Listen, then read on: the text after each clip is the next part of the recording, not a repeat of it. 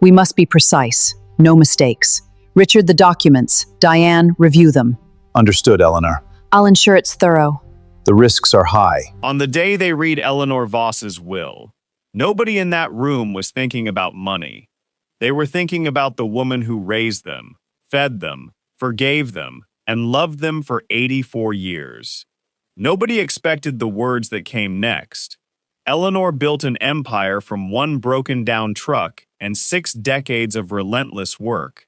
She raised 2 children to inherit every mile of the company she built with her own 2 hands. But when the lawyer finally opened that envelope, neither of her children heard their name called. The fortune went to a stranger, a man none of them had ever met, not once, in their entire lives.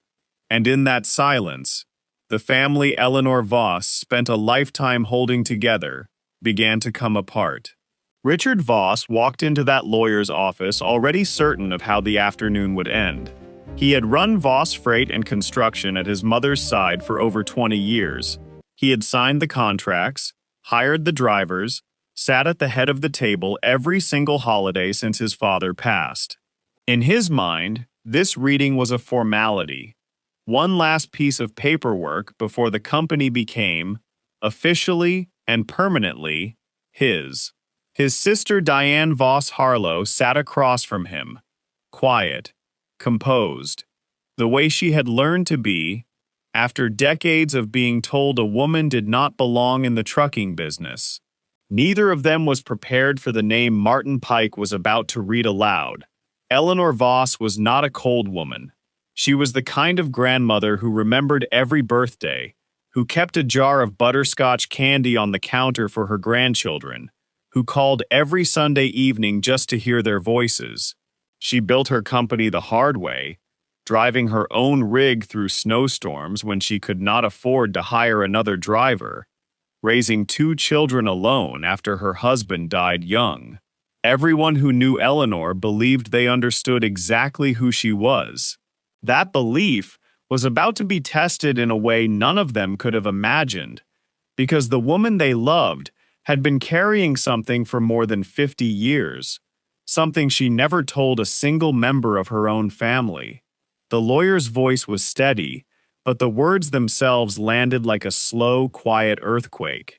51% of Voss Freight and Construction, the company Eleanor had built from nothing, was being left to a man named James Calloway. To Richard, the name meant only one thing: the owner of Calloway Logistics, the rival firm that had been quietly stealing contracts out from under Voss Freight for years. To everyone else in that room, the name meant nothing at all. A stranger with no history, no explanation, and no apparent reason to be sitting in Eleanor Voss's will ahead of her own flesh and blood. Who was James Calloway to Eleanor? Why would she choose him over the children she raised? And what exactly did Eleanor know, in her final year, that made her rewrite everything? Before we dive deeper, let us know in the comments where you're watching from. We'd love to hear from you. And don't forget to hit that subscribe button so you never miss any of our upcoming videos. What none of the Voss family understood yet was that Eleanor's last visit before she passed was not to her doctor, and it was not to her lawyer's office either. It was to the parking lot outside Calloway Logistics, the very company Richard had spent years calling the enemy. She sat in her car for nearly an hour that evening, watching a man she had never once introduced to her family, saying nothing to anyone about why she had gone there. Nobody thought to ask her about it at the time. Nobody knew, in that ordinary moment, that Eleanor was quietly closing a chapter of her life that had been open and unspoken since she was 17 years old. By the time the family walked out of that lawyer's office, the questions had already started multiplying, faster than anyone could answer them. Richard wanted to know how a rival businessman had wormed his way into his mother's estate. Diane wanted to know why her mother had never once mentioned this name at a single family dinner in 50 years. And somewhere beneath both of those questions sat a darker one, A question none of them said out loud that day, but one that would follow this family for months to come. What if the will was not a mistake at all? What if Eleanor Voss knew precisely what she was doing, and the real story was not about a stranger receiving a fortune, but about a secret finally being allowed to come home? The morning of the reading arrived gray and cold, the kind of Midwestern morning where the sky seems to be waiting for something.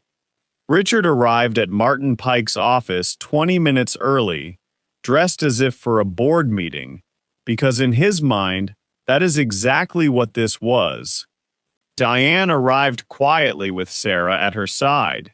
The two of them recently and cautiously reconciled in the month since Eleanor began pulling Sarah back into the family. Tyler arrived last, phone in hand, and had to be told twice by Pike's receptionist that no recording of any kind would be permitted inside. He laughed as if she were joking. She was not. By 10 in the morning, the family of Eleanor Voss was seated around the same mahogany table where she had signed her final will 9 weeks earlier, in chairs arranged, at her specific request, in a particular order. Martin Pike had read hundreds of wills across his 40 years of practice, and those who knew him said he had the steadiest voice in the county. But his secretary would later remember that on this particular morning, Pike stood alone in his office for several minutes before the family arrived, holding a sealed envelope and looking out the window at nothing. He knew what was in the document. He had known for 9 weeks, bound by law and by loyalty to say nothing, watching Richard confidently plan the future of a company he did not know had already been given away. When Pike finally sat down at the head of that table and unfolded the will, he looked briefly at each member of the family, one by one, the way a man looks at people standing on ice he knows is thin. The opening pages held no surprises, and for a while the room felt almost warm. Eleanor left her house and its land to Diane, along with a letter to be delivered privately. She left her personal savings divided among her grandchildren, with Sarah receiving, to Tyler's visible irritation, the larger share. She left $20,000 to her housekeeper of 30 years, her truck, the original 1962 flatbed she had kept restored in the depot garage, to the company's oldest mechanic, and her butterscotch candy jar, mentioned by name in a legal document, to her great-grandchildren. There were small bequests to her church, to a scholarship fund for the children of truck drivers, and to a home for retired working dogs. It was, for 11 pages, exactly the will everyone expected from Eleanor Voss. Then Pike turned to page 12. Pike paused before he read it, and more than one person in the room would later describe that pause as the longest few seconds of their lives. Then, in a level voice, he read the words Eleanor had chosen with such care. All shares, holdings, and controlling interest in Voss Freight and Construction, amounting to 51% of the company, I give, devise, and bequeath to Mr. James Robert Calloway. For a moment, nothing happened.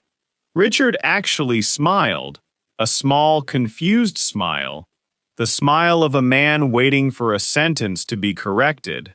Diane turned her head slowly toward Pike, as if she had misheard a word. It was Tyler who broke the silence, asking out loud who that was. And Richard answered him, in a voice that had gone strangely flat.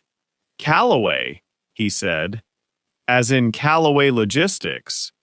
What happened in the next several minutes, according to those present, resembled less a legal proceeding than the aftermath of an accident.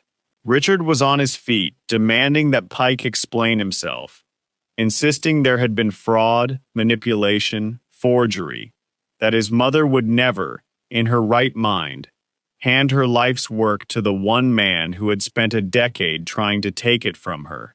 He wanted dates. He wanted witnesses. He wanted the previous will, the real will, as he called it. Pike weathered all of it without raising his voice. And then he said the sentence that stopped the room cold. Eleanor had anticipated this reaction. She had left instructions for it. There was, Pike explained, a sealed letter in his safe, written in Eleanor's own hand, to be opened under one condition only. If, and only if, any member of the family formally contested the will. Think about what that meant, because everyone at that table certainly did. Eleanor Voss had not simply rewritten her will. She had predicted, with unsettling precision, exactly how her family would respond to it, and she had prepared for their disbelief the way she prepared for icy roads, in advance, with her eyes open. If they accepted her decision, the letter would remain sealed forever, its contents buried with her reasons. If they fought her, the letter would speak. She had turned her own explanation into a locked door, and she had handed her children the choice of whether to open it. Diane understood immediately what her mother had done, and later admitted that a chill ran through her in that office, because this was not the act of a confused old woman. This was strategy. This was the woman from the gravel lot. Richard did not see strategy. He saw theft. Within an hour of leaving Pike's office, he was on the phone with a law firm from the city, the kind of firm whose partners appear on television, and by the end of that week he had begun the formal process of contesting his mother's will on grounds of undue influence and diminished capacity. He told the family it was a formality. He told the board of Voss Freight it was a rescue mission. He told a local reporter, in a moment he would come to regret, that a predator had gotten to his mother in her final, vulnerable months, and he intended to prove it. The story ran that Sunday under a headline about a family empire and a mystery heir, and by Monday morning, everyone in 3 counties was asking the same question. Who is James Calloway? Here is what the public knew about the man, and it was not much. James Calloway, 58 years old, had appeared in the region roughly 30 years earlier with a single used box truck and a willingness to work weekends. He built Calloway Logistics slowly and quietly into the second largest freight operation in the area, second only to Voss. He had no wife, no children, no social circle to speak of, and a reputation among his own drivers as fair, private, and slightly sad. He gave to charity anonymously, a fact that only surfaced later, and in 30 years of direct competition, through all the lost contracts and undercut bids that had driven Richard to fury, James Calloway had never once, not in a single documented instance, said a negative word about Eleanor Voss in public. Investigators hired by Richard's lawyers found that detail strange. So did Diane. And what of Calloway himself, the man who had just inherited controlling interest in his rival's company? When the news reached him, James Calloway did something nobody anticipated. Nothing. He issued no statement. He gave no interviews. He did not appear at Voss Freight, did not call a lawyer of his own, did not so much as acknowledge publicly that he had been named. His warehouse manager later said that on the morning the story broke, Calloway arrived at work at his usual hour, dispatched his trucks as always, and then sat alone in his office for a long time with the door closed. On his desk, the manager noticed something he had never seen there before. An old photograph, small and creased, black and white, of a newborn baby wrapped in a hospital blanket. He thought nothing of it at the time. He had no way of knowing that a locked drawer in Eleanor Voss's study held its twin. The stage was now set for a war nobody fully understood. On one side stood Richard Voss, armed with expensive lawyers, a lifetime of assumed inheritance, and a certainty that his mother had been deceived. On the other stood a silent stranger who would not fight, would not explain, and would not go away. Between them stood Diane, who had begun, very quietly, to conduct an investigation of her own, starting with a question that had bothered her since childhood, the question of why her mother went quiet every spring. And locked in Martin Pike's safe sat the letter, waiting, exactly as Eleanor intended. Because Richard's legal challenge had done the one thing Eleanor knew it would do. It had started the clock. The moment his petition was filed with the court, the condition was met. The letter would be opened, and what Eleanor Voss had written on those pages would not just answer the family's questions. It would rewrite everything they believed about who she was. The investigation Richard paid for began with a simple mission: prove that James Calloway was a con artist, and it began badly. The private investigators his lawyers hired were thorough, and within 3 weeks they came back with something that made Richard pour himself a drink in celebration. A court record from another state, 4 decades old, showing a fraud charge filed against one James Calloway. It was everything Richard needed: a criminal past, a pattern of deception, a predator with a history. His lawyers drafted a motion around it.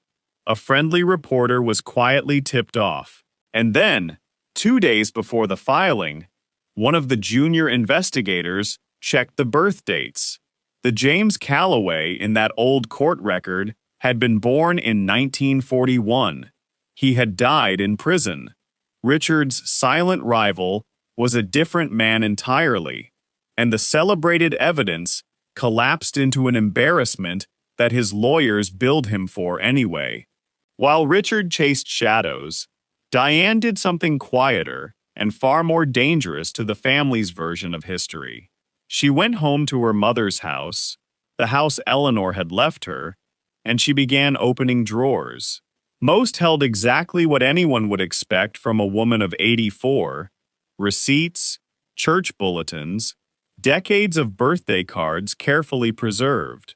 But the desk in the study had one locked drawer, and it took Diane nearly a month to bring herself to force it open.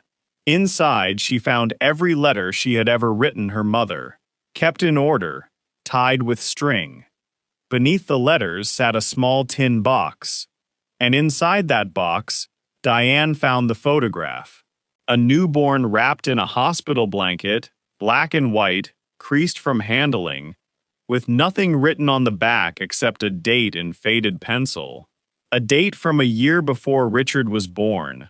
Diane stood in her mother's study holding that photograph for a long time, doing the arithmetic that would keep her awake for the next several nights. In the year written on the back of that photograph, Eleanor had been 17 years old, unmarried, living under the roof of a father whom family stories remembered only as strict, religious, and unbending. There were no records of that year in the house. No diary, no letters, nothing. It was as if 12 months of Eleanor's life had been carefully and deliberately erased. But Diane remembered something. She remembered the quiet sadness that visited her mother every spring, always the same week, the long drives with no destination, the answer Eleanor gave when Diane asked about it, as a girl. Getting older makes a person remember things. Diane checked the date on the photograph again. Early spring, the same week. It was Sarah who broke the silence between what the two women suspected and what they knew. Sitting at her mother's kitchen table, Diane laid the photograph down without a word, and Sarah went pale in a way that had nothing to do with surprise. Then Sarah told her mother about the phone calls, the long conversations with Eleanor over the final year, and about the question her grandmother had asked out of nowhere on a winter evening. Whether people deserve a second chance, even after 50 years. Sarah admitted something else too. In one of their last calls, Eleanor had spoken about regret, about a decision made for her when she was young. A decision she said was dressed up as her own choice, but never was. Eleanor had stopped herself mid-sentence, apologized, and changed the subject. 2 weeks later, she was gone. Now the search had a shape, and Diane pursued it with the same stubbornness her mother once aimed at icy mountain routes. She hired her own researcher, not to attack James Calloway, but to understand him, and the trail led backward through decades of paperwork to a church-run maternity home 2 counties away, the kind of place where, in that era, unmarried girls were sent to disappear for a season and return with their reputations intact and their arms empty. The home had closed in the 1970s, but its records had been transferred to a diocesan archive, and buried in those files sat an intake ledger from the year on the photograph. The researcher photographed one line of it. A 17-year-old girl, admitted in late autumn, discharged the following spring. The name recorded was not Voss. It was Eleanor's maiden name. The ledger showed one more thing, and it was the detail that turned suspicion into certainty. The infant, a boy, had been surrendered for adoption 3 days after birth, taken in by a couple from out of state. The adoptive family's surname, written in the careful cursive of some long-dead clerk, was Calloway. Diane sat with that page for an entire evening before she showed it to anyone. Because it changed everything, and she knew it. James Calloway was not a stranger who had wormed his way into a dying woman's trust. He was not a predator, not a con artist, not a rival who got lucky. He was Eleanor's firstborn child, born when she was 17, taken from her in a system that gave girls like her no vote. And he had spent 30 years building a trucking company directly across the road from his mother's. Before Diane could decide what to do with what she knew, the court did it for her. Richard's contest of the will had ground forward through the system, and the moment his petition was formally heard, the condition Eleanor had written into her final instructions was satisfied. Martin Pike stood before the judge, informed the court of the sealed letter, and was ordered to produce it. What happened next took place in a closed courtroom, but the contents of that letter became part of the official record of the case, and so, eventually, they became known. Pike opened the envelope with hands that were no longer entirely steady, unfolded 4 pages of Eleanor's careful handwriting, and read her final words aloud to her assembled family. Those who were present say you could hear the clock on the courtroom wall between sentences. Eleanor began with the confession she had carried for 67 years. At 17, she had fallen in love, become pregnant, and been sent away by her father before the neighbors could count the months. At the maternity home, she was told the adoption was her choice, and signed papers she was never allowed to read twice, and came home in the spring to a family that never spoke of it again, not once, for the rest of their lives. She wrote that she held her son for less than 1 hour. She wrote that she memorized his face in that hour and had compared every man of a certain age against it for the rest of her life. She married, she built, she raised Richard and Diane, and loved them completely. But every spring, on his birthday, she drove to the county line and back, because it was the only pilgrimage available to her.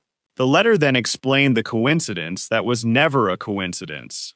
30 years earlier, a hired record searcher, working quietly in an era before such things were simple, had traced her son to an adoptive family named Calloway and to a grown man who, of all trades in all places, had entered the freight business. Eleanor wrote that when James Calloway opened a small logistics operation in her own region, she was the reason. She had, through an intermediary, made sure he heard the region had room for another carrier. She never introduced herself. She had decided, rightly or wrongly, that she had surrendered any claim to his life, and that the only thing she could offer him was proximity and opportunity. So for 3 decades, she competed against her own son, lost contracts to him with private pride, and watched him from the far side of a road he never knew she had paved. Then came the part of the letter that explained the money, and it silenced even Richard's attorneys. Years earlier, Calloway Logistics had nearly collapsed when a major client went bankrupt, owing James a fortune. The rescue loan that saved his company had come from a blind trust, arranged through banks in another state, its source hidden behind layers of paperwork. That trust, Eleanor wrote, was hers. She had saved her son's business without ever letting him know she existed, and he had repaid every dollar of that loan, on time, with interest, to a lender he never met. She wrote that this told her more about his character than any reunion could have, and she contrasted it, in the very next paragraph, with what her auditors had found inside her own company. Because the letter's final page was not about James at all, it was about Richard. The outside auditors Eleanor hired in her last year had followed the money through Voss Freight's accounts, and what they found broke their client's heart in the final months of her life. Over roughly 9 years, funds had moved out of the company through inflated vendor contracts, phantom maintenance invoices, and a shell consulting firm registered to an address that turned out to be a lake house. The total ran into the millions. The signatures, the authorizations, the digital trail, all of it led to one office, and it was not Tyler's. Eleanor wrote that she had spent weeks hoping the auditors were wrong about her son, and that they were not. The will, she explained, was never an act of confusion. It was a verdict. She would not hand her life's work to the child who had been stealing from it. She would hand it to the child who had repaid a debt he never owed. Richard's legal contest did not survive the letter, and neither did his position, because the auditor's report was now attached to a public court record, and the board of Voss Freight convened an emergency meeting within the week. What happened to Richard after that unfolded with a terrible efficiency. The contest was withdrawn. The lawyers were paid and dismissed. The board demanded his resignation and received it, and the district attorney's office opened a review of the financial evidence that would shadow him for years. The man who had walked into Martin Pike's office, certain he was collecting an empire, left the story with his reputation gone, his inheritance gone, and his own son as a witness against him.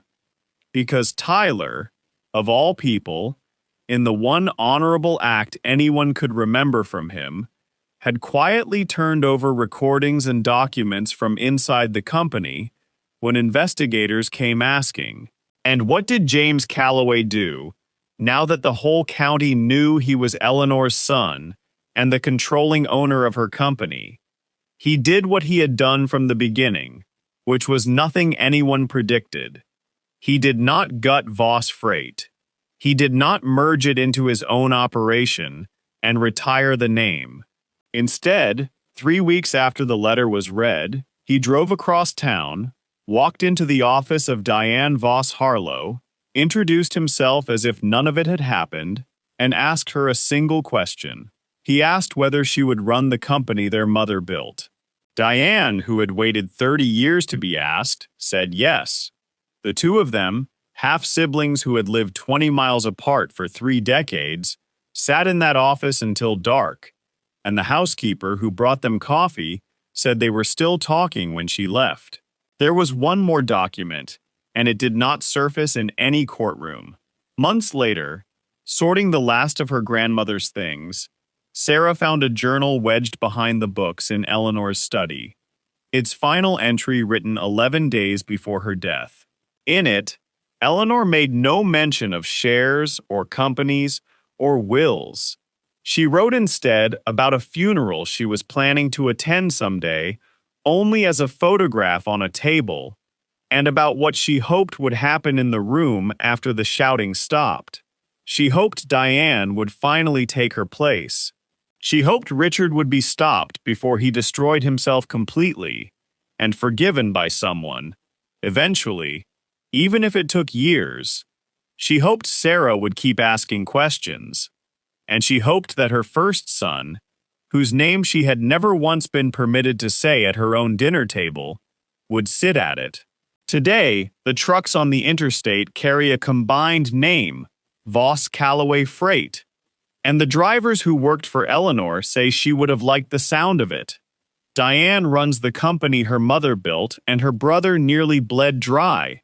James keeps an office there 2 days a week and still dispatches his own fleet the other 3, because some habits, like some secrets, run too deep to retire. Every year, in early spring, the two of them make a drive together to a quiet cemetery outside town, in the same week Eleanor once drove to the county line alone. She waited 67 years to bring her family to one table, and in the end, it took her death, her verdict, and one sealed envelope to do it. She never got to see it. Or perhaps, in those final weeks, steady-handed and at peace, she already had. So the question remains, and it is worth sitting with before you scroll away. Was Eleanor Voss right to keep the secret for 67 years, or did the silence itself cause the damage her will tried to repair? Would you have forgiven a mother who watched you from across a road your entire life and never once knocked on your door? And be honest with yourself about this last one. If your family's will were read tomorrow, are you certain, truly certain, there are no envelopes waiting? Tell us in the comments what you would have done in Diane's place, in James's place, in Eleanor's. Some of the answers our viewers share are as remarkable as the stories themselves. And if this story stayed with you, there are others waiting, because every family has one locked drawer. Subscribe so you do not miss what was found inside the next one. Until then, remember, the truth keeps its own schedule.